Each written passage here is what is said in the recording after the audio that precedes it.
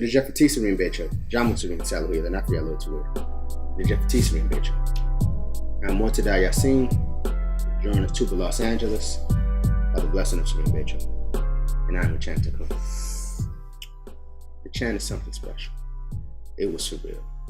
I remember my first chant. It was unlike anything I had ever witnessed before. It was as if I was able to witness heaven on earth. It was paradise. It was Jannah. The way that you hear it described in the books, that everyone has a youthful appearance, that everyone looks beautiful. That's what the chant was. But it was more than that.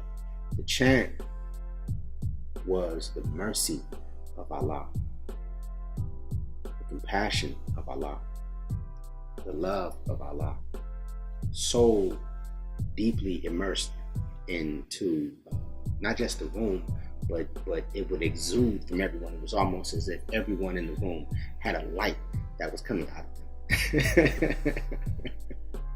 And I was in a how the entire time. I'm going there now just thinking about the chant. Because the chant is where spirituality becomes experience. For the chant Tikkun, we don't necessarily seek knowledge from books. The knowledge is a light that comes through participation in the indeed. It comes through sending hadith to the sheikh. It comes through studying and learning the qasids. And it also comes from being at the chant. It's an experiential spirituality, and it's unlike anything else that I've personally witnessed.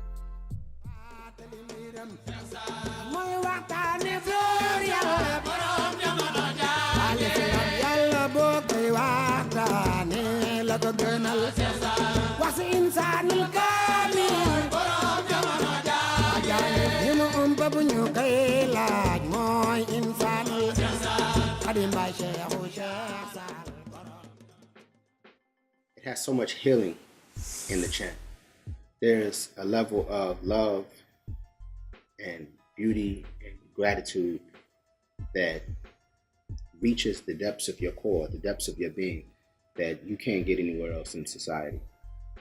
When I think about the problems that face us here in the West in particular, it's almost as if we're caught between, those two great sins of fear and grief. And when you think about fear is always attached to the future. And grief is always attached to the past. So you've got fear and you've got grief, and everyone is leaning towards one or the other. Oh, this happened to me. And it's a victim mentality. It's something you begin to take on. Or there's a fear of what could possibly come. But the way of the chant Tikkun is fearless. You have to be fearless to be a chant Tikkun. And I think that when you participate, when you put your focus on Surin Becho, that fear and that grief, those two opposites, they begin to dissolve. The chant has so much mercy and so much gratitude enveloped within it. The food, the people, the qasids, it's like hearing angels recite these qasids. You're filled with so much gratitude that fear and that grief, it begins to dissolve. And there's a healing that takes place when you're no longer afraid and when you're no longer in a state of grief, and you can begin to live your life the way that we're truly supposed to live our life, which is to give thanks. Our entire existence is about giving thanks to the one who created us. Gratitude is the highest form of worship. When I think about something that Surin Salafi said, he said that those who know the Quran know that it's all about giving thanks. Surin Touba said that all of those qasids that I wrote, me showering the Prophet Muhammad alayhi wa sallam with praises, all of the beautiful prose and poetry, my intent was to give thanks. He said that all of my miracles are in my writings. And when I think about that, it's amazing that his commitment to giving thanks created such miracles, created something so powerful.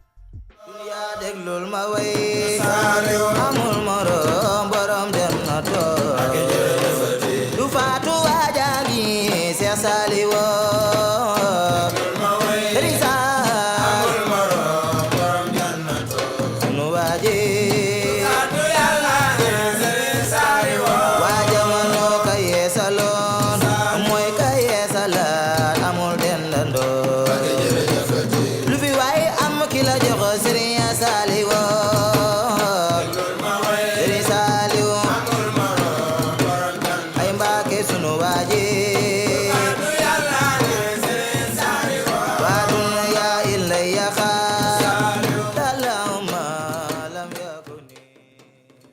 bayat has changed my life significantly.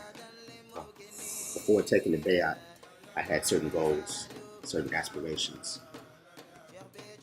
But for me, when I took the bayat, I traded in those goals and those aspirations for the satisfaction of human nature. And it's been the best trade that I ever made. I have witnessed miracle after miracle after miracle in the health and wellness of those who have been closest to me. I have witnessed greater mental stability. I have witnessed a profound joy at times that I never witnessed before. I have noticed my ability to forgive is much greater than it was before. It's only through Tawfiq. It's sheer grace. It's not done through effort. I'm not trying to be more forgiving. I'm not trying to be more compassionate.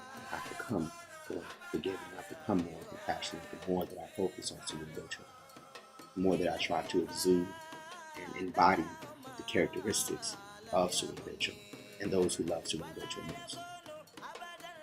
So my life has changed tremendously since I've taken my day off. It's been a little over 2 years. Well, people tell me that I look younger now than I did 3 years ago. I feel younger now than I did 3 years ago. And I think that's a characteristic that most Chanticleer have.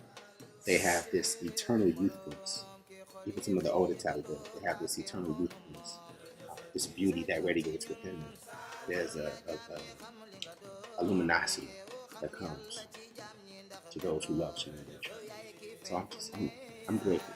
I'm grateful to be a Chanticleer because I look back over the course of my life and I can't find a point where I should be deserving of such a honor. It makes me more humble, so I become more humble. I become intimately familiar with humility since I've become a champion. I become more generous since I've been a champion. So many of the attributes of Allah. صلاة الذي في كل سهر وفي سفر هماني هلا ماهن ما الأبس والسفر صلاة الذي في كل سهر وفي سفر هماني هلا. In the way of Supreme Betra, the way the Supreme Sally who carved out for Supreme Betra is so pure and so beautiful. We know that this is the correct path. We know that there has never in the history of Islam been anything like the way of the Chanticleer. We don't just give thanks with our words. It's not just Sant and Sally Baki. It's not just the Jepchun. It's us fighting with our wealth. It's us fighting with our blood, sweat, and tears. It's us placing our focus squarely on Serene Betra. I think to be a Chanticleer, you have to leave your focus, take your focus from Allah, take your focus from the Prophet Muhammad, and place that focus squarely on Serene Touba. And Serene Betra is Serene Touba. And in Serene Touba, you have the light of Allah. In Serene Touba, you have the light of the Prophet Muhammad. We attain everything by placing our focus squarely on Serene Betra, and that's what it means to be a Chanticleer. Really, just to follow the endeavors of our Sheikh, find ways to make our Sheikh happy, to prohibit what our Sheikh says to prohibit. I can say with confidence that Serene Betra is an authentic spiritual God. And I can say with confidence that there is no one in this world like Serene Betra.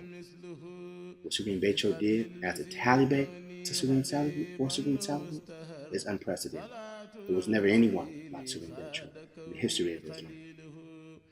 So when I think about being a Chanticleer, I think about our legacy, and the legacy of humanity. The Prophet Adam, when Allah blew breath in his lungs, the first thing that the Prophet Adam said was, Allahumma rabbil alameen. He gave thanks. He was grateful. And I think about all of the prophets. All they wanted to do, David, Solomon, Isa, all of the prophets. Their mission was to try to give thanks. The Prophet Muhammad, there's the famous story of the Prophet Muhammad. He's at praying one night, and his wife looks at him and she says, "Kid, come to bed. It's the middle of the night. You've been praying all night. You've already attained the satisfaction. You can come on to, surely you can come on to bed." And he looks at his wife. He says, "Should I not be a grateful servant? Should I not be a chanticleer?" And for me, when I think about everything that Serene Salihu gave to Serene Bachel and how we benefit from Serene Bachel's pastor, how we benefit from all of the benefits and blessings that Serene Bachel has received, I think to myself, shall I not be a grateful tiger? Should I not wake up every day with the mindset that I'm going to prove that my bedtime is meaningful to me? So to me, being a chanticleer is a mindset.